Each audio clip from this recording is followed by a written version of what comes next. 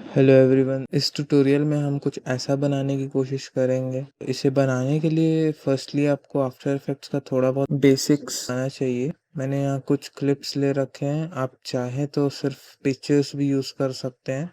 एक null add करेंगे। To add a null, right click, new and null object.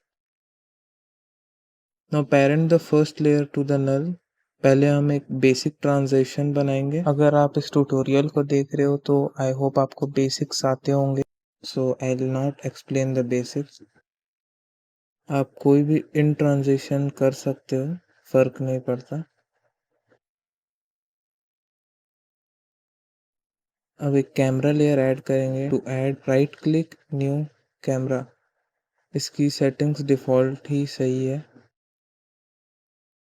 एक null layer add करेंगे and camera को उस नल से पेरेंट कर देंगे और उस नल में 3D एनेबल कर देंगे और बाकी सभी लेयर्स में भी 3D एनेबल कर देंगे। नाउ सभी क्लिप्स को सिलेक्ट करेंगे। To do that, hold shift on your keyboard, select the clips. Select करने के बाद कीबोर्ड में R प्रेस करेंगे to see rotation settings. Now change the value of Y rotation of every clip. Screen पर values दिख रहे होंगे।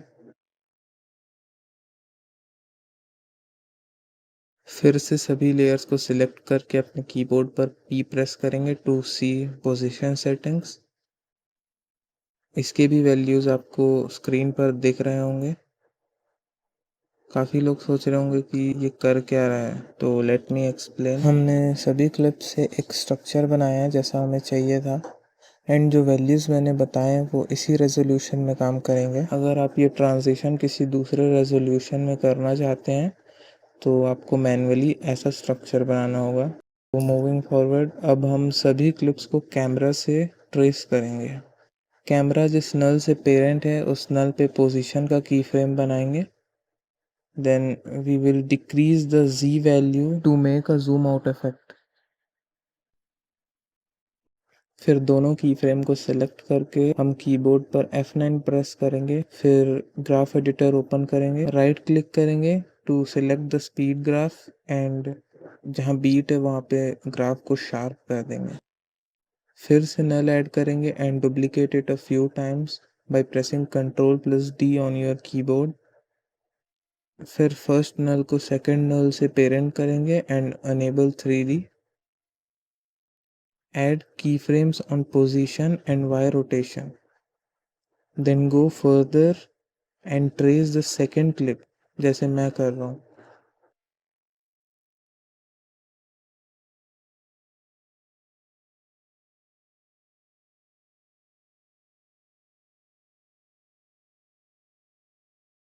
की फ्रेम्स को सेलेक्ट करके कीबोर्ड पर F9 प्रेस करेंगे। ग्राफ एडिटर में जाके बीट के पास एक शार्प ग्राफ बनाएंगे। This looks good for now, बाद में हम और इम्प्रूव करेंगे। Again parent the second null to the third null and enable 3D। Position और वाई रोटेशन पर की फ्रेम करेंगे। याद रखना कि जिस बीट पे ट्रांजिशन करना है की फ्रेम उसके पहले लगाना और एंड की फ्रेम उसके अगले बीट के थोड़ा पहले। अगेन इसके नेक्स्ट वाले क्लिप को ट्रेस करेंगे। फिर वही प्रोसेस है। सिलेक्ट की frame, F9, open graph editor, make a sharp graph.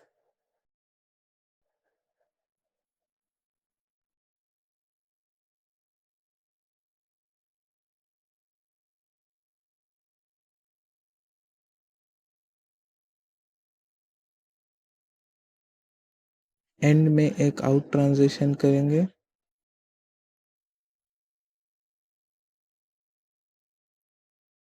And the camera movement part is almost done.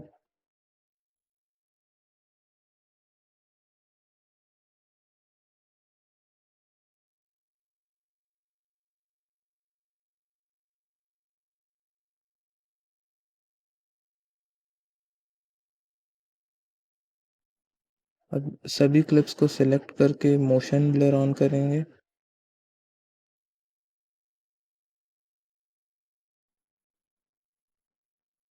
You can see my motion blur settings. फिर सभी क्लिप्स को सिलेक्ट करके डुप्लीकेट करेंगे using Ctrl+D and duplicate layers को original layer के नीचे रखेंगे। Then press S on the keyboard and increase the scale amount to 105. फिर इफेक्ट पैनल पे फिल सर्च करेंगे और डुप्लीकेट लेयर पर ऐड कर देंगे। यहाँ से कलर भी चेंज कर सकते हैं, मैंने वाइट कलर चूज़ किया है। फिल इफेक्ट को कॉपी करके बाकी डुप्लीकेट लेयर्स पर भी ऐड कर देना।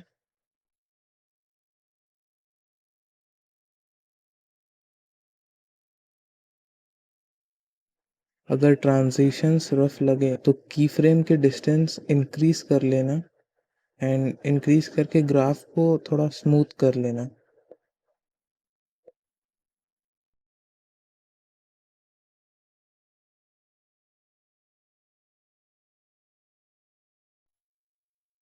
कैमरा ट्रांजिशंस हो गए हैं, अब हम बैकग्राउंड बनाएंगे। To do that, add a solid layer.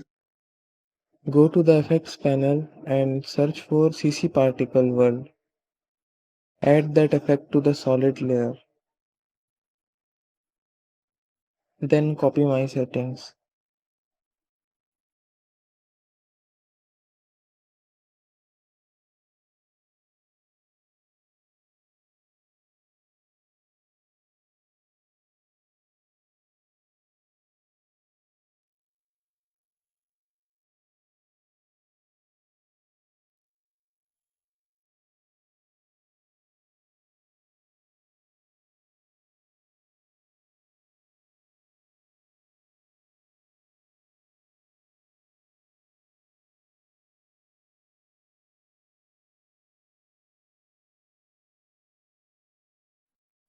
Go to the effects panel and search for deep glow. Add it to the solid layer.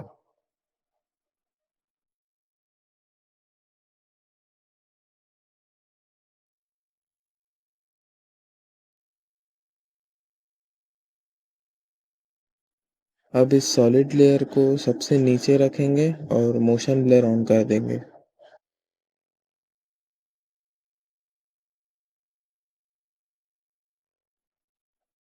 अब मैं शेक्स बना रहा हूँ, ये पार्ट ऑप्शनल है, you can watch if you want to.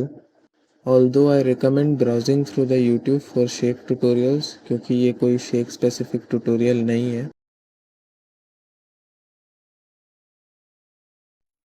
Add a new adjustment layer. Go to the effects panel and search for twitch. Now add the twitch effect to the adjustment layer. Layer के starting में जाके amount पे की frame लगाएंगे, then set the amount to 50. Go to end of the layer and change the amount to 0. See U on your keyboard to see all the keyframes. Select both the keyframes, press F9, go to the graph editor, right click to select the value graph and make a sharp graph.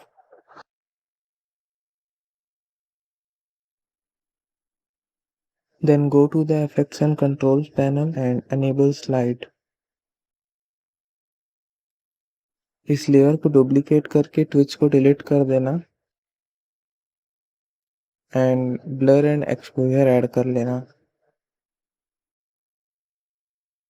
इसके values मैं आपको provide कर दूंगा।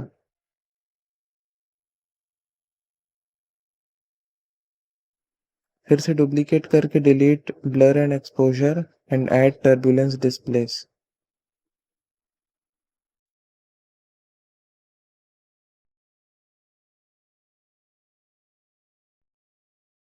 Go to the beginning of the clip and make keyframes on amount and size. Change the values. Then go to the end of the clip and change the values again.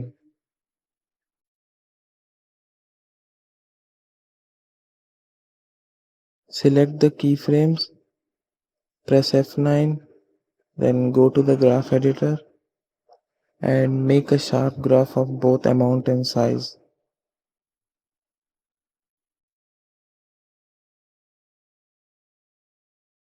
सभी adjustment layers को select करके duplicate कर लेना and जितने भी transition है उन सब पे ऐड कर देना।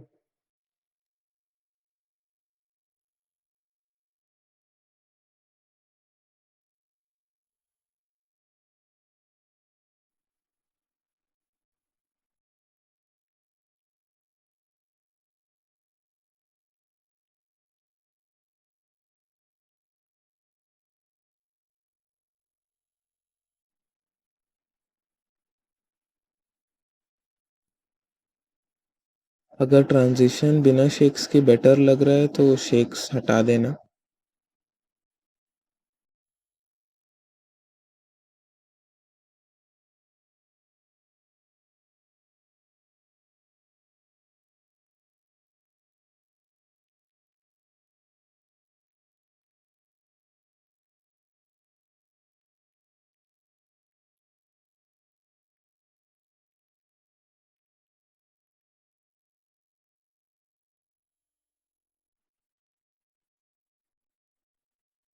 Now select all the layers, right click and pre-compose them.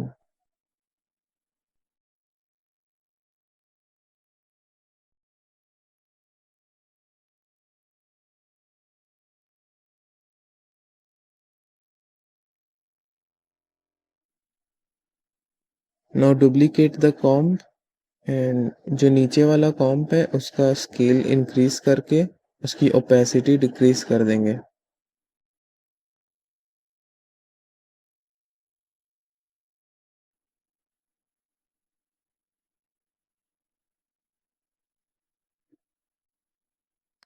And that is all.